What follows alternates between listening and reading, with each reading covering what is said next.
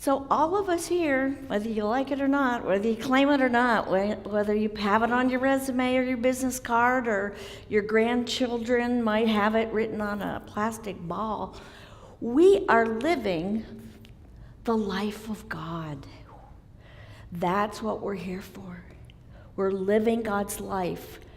Our goal, we want to get out of the way, and we allow Spirit and God to work through us. When Robert is sad, when he needs a hug, I have not seen God come out of heaven to do that, but I have been given the signal that I would do that. These are the hands of God. I am thinking God's thoughts, and I am doing God's wishes. So that's why we go within.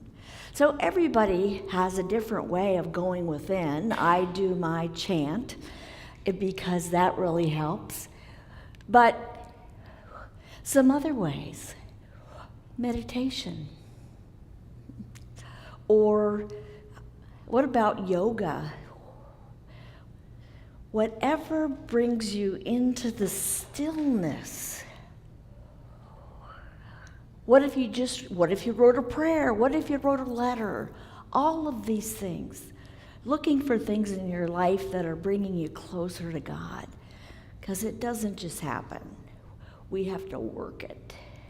We really have to work it. It's like any relationship.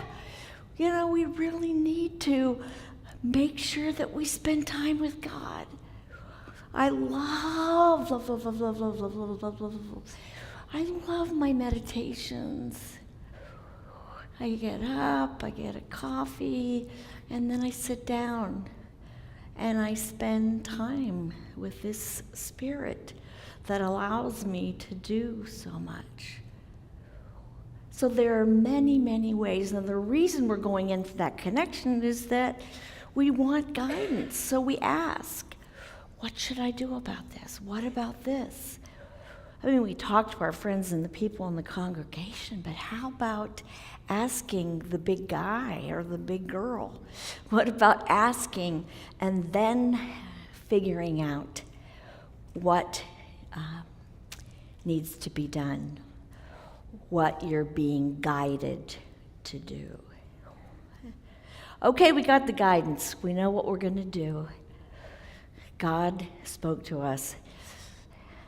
Now, if we didn't, we might want to listen a little bit more and maybe be a little bit more patient. Oh, I want my son to marry Joanne, and you're in prayer about it, and then you get out of prayer and you want him to break up with her right then and there. We want it immediate. We want it to be fast. And I'm sure the millennials, are there any millennials? I hope they're texting God. I hope that they are connecting in God. Again, whatever way is good to get the guidance. One of my first ministers was Reverend Kathy Hearn, and she used to say, God, I want billboard guidance. Don't make me look for it. I want it to be right there, and I want it to be clear what it is that I'm to do. Wouldn't that be nice? You're driving down 8 Reverend Laurie, and you see this sign. I think that might be one way to get guidance. And then there's Alice in Wonderland. She was a trip. I mean, she was a trip. I think I think I have a,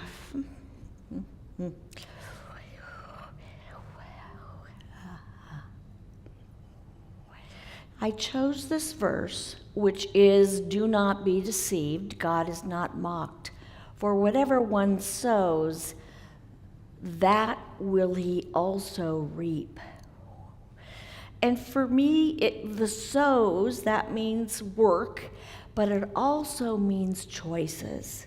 Because there are people who do not make choices and move forward in their lives.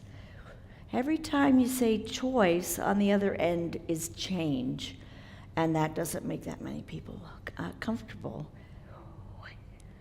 So Alice, she didn't know who she was, she didn't know where she was going, and she didn't know her intention. I mean, she sounds like a teenager. She didn't know. She didn't know. I don't know. I've read Alice in Wonderland. I don't know if she went within and got guidance from God. I'm thinking that she didn't, is what I'm thinking, just as a guess. But for us, once we decide what we have been guided to do, be, say, once we make that decision, then we get to line up all of our choices so that we can bring this to fruition. So if I decided to go to ministerial school, which I did, then there's certain things I had to do. And we're very mindful about our choices. We know what our options are, and we hold this at the highest consciousness that we can. So if we started towards ministerial school, and then there was a huge sale on a trip to Bora Bora, you're up here, and then another trip that the person decided to go on to the Virgin Islands, they're not in alignment. They haven't aligned their choices with God's guidance. They're cattywampus with their path. I'd like to go to Bora Bora. I've never been, but is cattywampus, is that an Ohio term?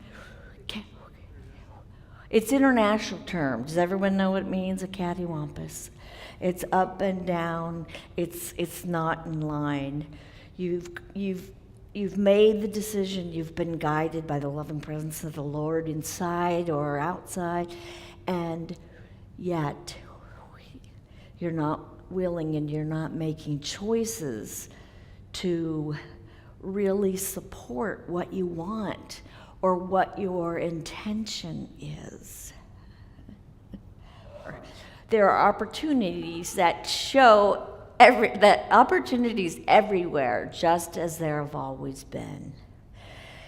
And I chose this because it does illustrate choice. From caveman to Google.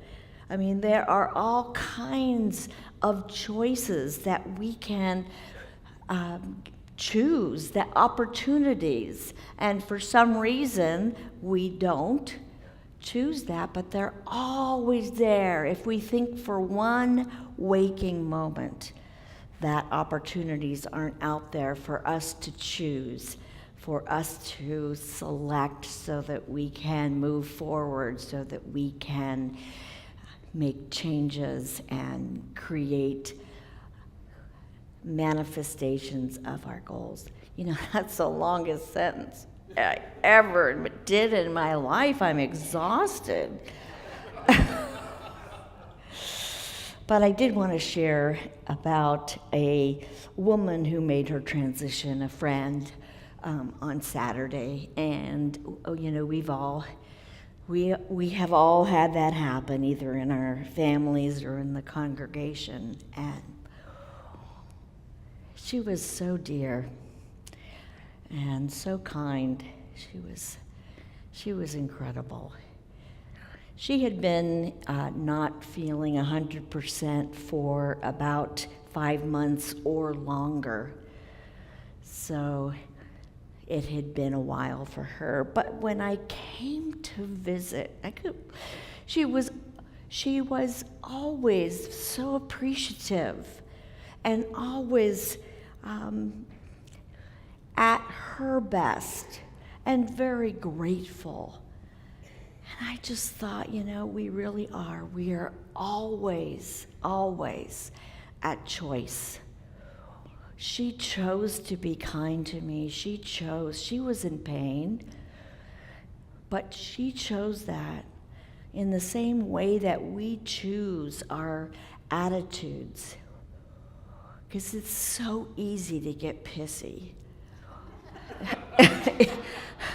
and we have to just watch and know that we're at choice.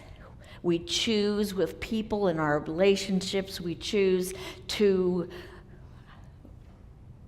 not react to them, but respond to them with loving kindness.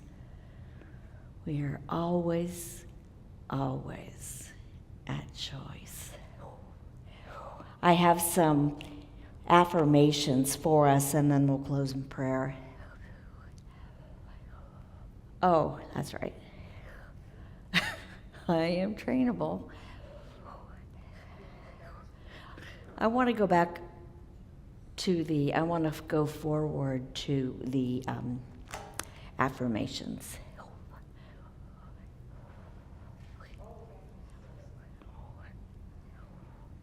So I'll go ahead and say them, and if you'll say them with me afterwards. I am free to choose my thoughts and respond wisely.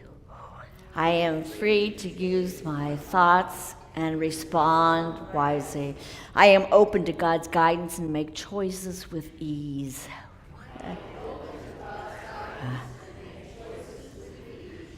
I make choices that lead me to my heart's desire.